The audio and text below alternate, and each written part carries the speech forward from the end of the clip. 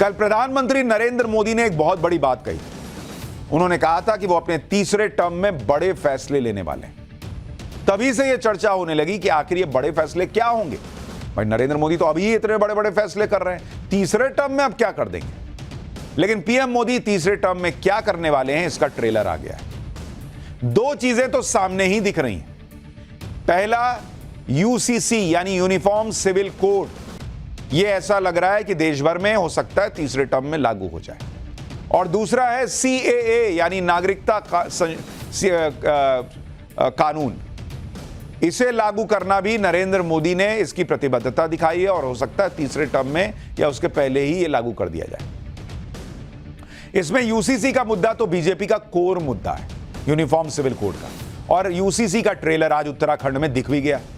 समान नागरिक संहिता पूरे देश में लागू होगी तो कैसे नियम कायदे बदलेंगे और क्या क्या होगा, आज आपको विस्तार से बताऊंगा।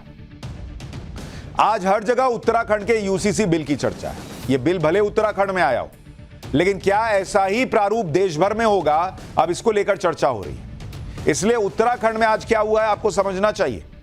उत्तराखंड में आज मुख्यमंत्री पुष्कर सिंह धामी ने विधानसभा में समान नागरिक संहिता उत्तराखंड 2024 बिल पेश कर दिया। इस बिल में क्या क्या खास है वो आगे बताऊंगा। पहले उत्तराखंड विधानसभा का माहौल देखिए। जब सीएम धामी ने यूसीसी बिल पेश किया और उस पर वोटिंग हुई तो कैसे जय श्री राम के नारे लगे, भारत माता की जयकार के नारे लगे, जरा सुनिए एक बार। मैं आपकी अनुज्ञा से समान नागरिक संहिता उत्तराखंड विधेयक 2024 को प्रस्तावित करने हेतु सदन की अनुज्ञा चाहता हूं। यानी उत्तराखंड में यूसीसी लागू करने की व्यवस्था आगे बढ़ गई। अगर यह लागू हो गया, जिसकी पूरी संभावना है, तो किन किन विषयों में सभी धर्मों के लिए एक समान कानून हो जाएंगे वो भी आपको दिखाता हूं। क्योंकि आप देखिए, विवाह को लेकर धर्म आपका कोई हो, एक हिसाब से चलना पड़ेगा और इसकी डिटेल अभी आगे बताऊंगा। तलाक देना है, सबका एक हिसाब होगा। गुजारा भत्ता, जमीन, संपत्ति, उत्तराधिकार के समान कानून लागू हो जाएंगे। और इसीलिए कहा जा रहा है कि उत्तराखंड में जो यूसीसी आया है इसको आपको समझना चाहिए, क्योंकि देश में ऐसा ही प्रारूप हो सकता है। इन सारे मामलों में सभी के लिए एक जैसे कानून लागू होंगे। अब क्या क्या प्रावधान है जरा सुनिए, जो देश में हो सकता है आने वाले वक्त में पूरे देश में हो। शादी को लेकर समान नागरिक संहिता में क्या नियम बनाए गए हैं, सबसे पहले वो समझ लीजिए। उत्तराखंड के यूसीसी में शादी की पहली शर्त यह रखी गई है कि शादी करने जा रहे पुरुष की पहले से जीवित पत्नी नहीं होनी चाहिए। यानी अगर आपकी जीवित पत्नी है तो आप दोबारा शादी ना कीजिए। शादी करने जा रही महिला का पहले से जीवित पति नहीं होना चाहिए। इसका मतलब यह है कि बिना तलाक और पत्नी या पत्नी के जीवित रहते हुए दोबारा शादी नहीं कर सकते। यानी 4-4 शादियां करना अवैध हो जाएगा। बहु विवाह पर रोक लग जाएगी। 4 शादी अब भूल जाइए बॉस, नहीं हो पाएगी 4 शादी, क्योंकि भाई पहली पत्नी जीवित है तो यूसीसी कह रहा है कि नहीं कर सकते। शादी की उम्र को लेकर भी यूनिफॉर्म सिविल कोड में प्रावधान है, क्योंकि कई पर्सनल लॉ में लड़कियों की शादी की अलग अलग उम्र बताई गई है, जबकि देश में शादी की लीगल एज लड़कियों के लिए 18 और लड़कों के लिए 21 साल है।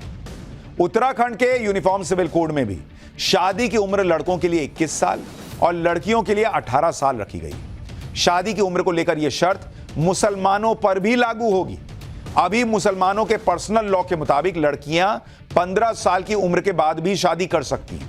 तो यानी अब मुस्लिम लड़कियां भी उत्तराखंड में अगर यह कानून लागू हो गया, जिसकी पूरी संभावना है, तो 18 साल से पहले मुस्लिम लड़कियों की भी शादी नहीं होगी बॉस। कई लोग ब्लड रिलेशन में भी शादी या निकाह कर लेते हैं। उत्तराखंड के यूनिफॉर्म सिविल कोड में इस पर भी रोक लगा दी गई। अब नहीं होगा भाई ब्लड रिलेशन में शादी। कोई पुरुष ब्लड रिलेशन में जिन महिलाओं से निकाह नहीं कर सकता, उनमें चचेरी बहन से शादी नहीं होगी, ममेरी बहन से शादी नहीं होगी, फुफेरी बहन से शादी नहीं होगी, मौसी, बुआ, भांजी, इनसे भी शादी नहीं होगी। यह उत्तराखंड के यूनिफॉर्म सिविल कोड बिल में लिखा हुआ है। इसी तरह से महिलाएं जिन पुरुषों से निकाह नहीं कर सकती, उसकी भी लिस्ट आई है। चचेरे भाई से अब शादी नहीं हो पाएगी अगर यह बिल अभी, जिसकी पूरी संभावना क्या आ जाएगा। चचेरा भाई, ममेरा भाई, फूफा का बेटा, मौसा, फूफा और मामा, इनसे शादी नहीं होगी। अब यूसीसी के लागू होने के बाद इन सभी रिश्तों में की गई शादी और निकाह मान्य नहीं होंगे। अगर ब्लड रिलेशन में शादी की और कम उम्र में शादी की तो 6 महीने की जेल और 50,000 रुपए तक का जुर्माना लग सकता है। यह भी इस बिल में। किसी भी शादी का रजिस्ट्रेशन करवाना भी जरूरी होगा। शादी के 6 महीने के अंदर रजिस्ट्रेशन आपको करवाना ही होगा। अगर रजिस्ट्रेशन नहीं करवाया और किसी ने शिकायत कर दी तो नोटिस मिलने पर 1 महीने के अंदर जवाब देना होगा। नोटिस के बाद भी रजिस्ट्रेशन नहीं कराया तो 25,000 रुपए का जुर्माना लग सकता है। आजकल यह ट्रेंड भी है कि लोग बिना शादी के साथ साथ रहते हैं, जिसे लिव इन रिलेशनशिप कहते हैं। बिना शादी के साथ रहने वाले कपल के लिए भी यूनिफॉर्म सिविल कोड में नियम बनाए गए। अब ऐसा नहीं हो सकता कि बिना शादी किए, बिना किसी को बताए साथ साथ रहें और यह कहें कि यह मेरी मर्जी है। लिव इन रिलेशनशिप के लिए उत्तराखंड के यूनिफॉर्म सिविल कोड में जो नियम है वो सुन लीजिए। इसके मुताबिक लिव इन रिलेशनशिप में रहने वाले कपल को जिले के रजिस्ट्रार के पास जाकर रजिस्ट्रेशन करवाना होगा। अगर लिव इन में रहने वाले कपल में कोई एक भी 21 साल से कम उम्र का है तो माता पिता की सहमति जरूरी होगी। लिव इन रिलेशन में रहने वाले कपल को 30 दिन के अंदर रजिस्ट्रेशन करवाना अनिवार्य होगा। ठीक है, शादी मत करो लेकिन रजिस्ट्रेशन तो कराओ। रजिस्ट्रेशन में दी गई जानकारी को पुलिस वेरीफाई करेगी। जानकारी गलत होने पर 3 महीने की जेल और 25,000 रुपए का जुर्माना हो सकता है। बिना रजिस्ट्रेशन लिव इन में रहने वाले कपल को 3 महीने की सजा या 10,000 रुपए का जुर्माना देना पड़ सकता है।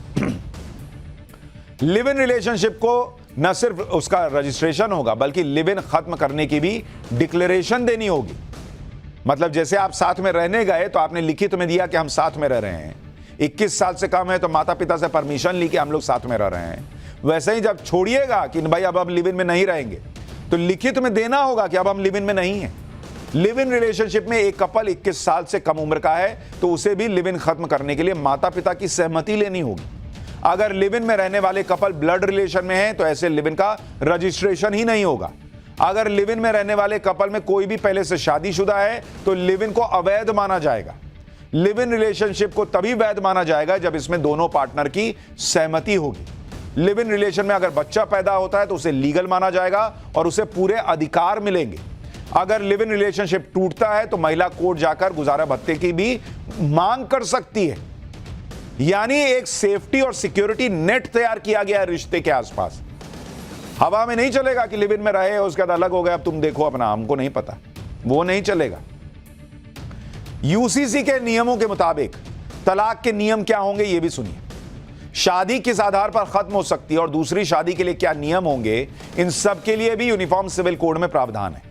जैसे तलाक जिन आधार पर लिया जा सकता है उनमें शादी के बाद किसी और से अगर संबंध है आपके पार्टनर का तब तलाक हो सकता है। शादी के बाद पार्टनर क्रूरता करता हो तो भी तलाक मिल सकता है। 2 साल से पार्टनर को छोड़ दिया है, किसी पार्टनर ने धर्म परिवर्तन कर लिया है, कोई पार्टनर मानसिक बीमारी से ग्रसित है, ये कुछ फैक्टर्स बताए गए हैं कि अगर ये सब है तो तलाक मिलेगा आपको। तलाक के लिए यूनिफॉर्म सिविल कोड में नियम क्या है? शादी या निकाह जैसे जिस धार्मिक विधि से हुआ, तलाक सिर्फ कोर्ट के जरिए ही होगा। मतलब शादी कैसे भी कीजिए, तलाक कोर्ट में जाके होगा। यानी कई पर्सनल लॉ के मुताबिक जो तलाक हो जाते हैं वो यूसीसी लागू होने के बाद मान्य नहीं होंगे। सब धर्म के लोग, किसी भी धर्म के आप हो, आपको कोर्ट में जाके तलाक लेना पड़ेगा। पति पत्नी दोनों को तलाक के समान आधार मिलेंगे। यानी तलाक का जो ग्राउंड पति के लिए लागू होगा वही पत्नी के लिए भी लागू होगा। अगर कोई दूसरी शादी करना चाहता है तो यूनिफॉर्म सिविल कोड के मुताबिक नियम यह है कि दूसरी शादी तभी कर सकते हैं जब कोर्ट ने पहली शादी के तलाक पर फैसला सुना दिया हो और उस फैसले के खिलाफ अपील का कोई अधिकार बचा न रह गया हो। शादी के 1 साल के अंदर कोई भी तलाक की याचिका स्वीकार नहीं की जाएगी। यानी आप शादी के 1 साल में तलाक नहीं ले सकते। अगर कोई व्यक्ति यूसीसी के नियमों के खिलाफ जाकर शादी तोड़ता है और तलाक देता है तो उसे 3 साल की जेल होगी। अगर कोई यूनिफॉर्म सिविल कोड में दिए तलाक के नियमों की अनदेखी करके दूसरी शादी कर लेता है तो इसके लिए 3 साल की जेल और 1 लाख रुपए का जुर्माना भी है। पीएम मोदी 3 तलाक पहले ही खत्म कर चुके हैं, लेकिन अभी भी मुस्लिम समाज में कई तरह के तलाक प्रचलित हैं जो यूनिफॉर्म सिविल कोड के लागू होने के बाद खत्म हो जाएंगे। आप देखिए मुस्लिम समाज में कितने तरह के तलाक होते हैं। भाई एक तो बहुविवाह बंद हो जाएगा, यानी पुरुष अब 4 शादियां नहीं कर पाएंगे, यह बंद हो जाएगा, तो मुस्लिम महिलाओं को राहत मिलेगी। हलाला इद्दत, इस पर रोक लग जाएगी। तलाक हसन खत्म हो जाएगा, जिसका मतलब है कि 3 महीने तक हर महीने तलाक बोलकर तलाक लेना अब बंद हो जाएगा, इसे तलाक हसन कहते हैं। तलाक अहसन भी खत्म हो जाएगा, इसमें भी 3 महीने तक तलाक बोलकर तलाक लेते हैं, यह बंद हो जाएगा। तलाक बाइन खत्म हो जाएगा। तलाक किनाया भी खत्म हो जाएगा, इसमें आजाद कर रहे हैं ये बोलकर तलाक ले लेते थे, तलाक किनाया में कि आजाद कर रहे हैं, हो गया, ये खत्म। निकाह हलाला खत्म, तलाक के बाद पत्नी से दोबारा शादी करने से पहले पत्नी का निकाह किसी गैर मर्द से जो कराया जाता था, अब वो नहीं कराना होगा। निकाह मुताह खत्म, इसमें कॉन्ट्रैक्ट मैरिज होती है कुछ समय के लिए। निकाह मिस्यार, ये भी खत्म, इसमें साथ रहना जरूरी नहीं है, सिर्फ संबंध बनाने के लिए साथ मिलते हैं। दारुल कज़ा शरिया कोर्ट में जो होती है वो खत्म। निकाह और तलाक के मामले यहीं सुने जाते हैं। तलाक सिर्फ कोर्ट से होगा, यानी किसी पर्सनल लॉ से नहीं होगा। शादी कॉन्ट्रैक्ट नहीं, परमानेंट होगी। यानी हर धर्म के लोग और उनके रिश्तों को एक सेफ्टी नेट देने का प्रयास किया गया, और खास करके महिलाओं को। यूनिफॉर्म सिविल कोड बिल में मुस्लिम महिलाओं को इतने अधिकार दिए जा रहे हैं, फिर कुछ मौलाना कह रहे हैं कि अल्पसंख्यकों को दबाया जा रहा है।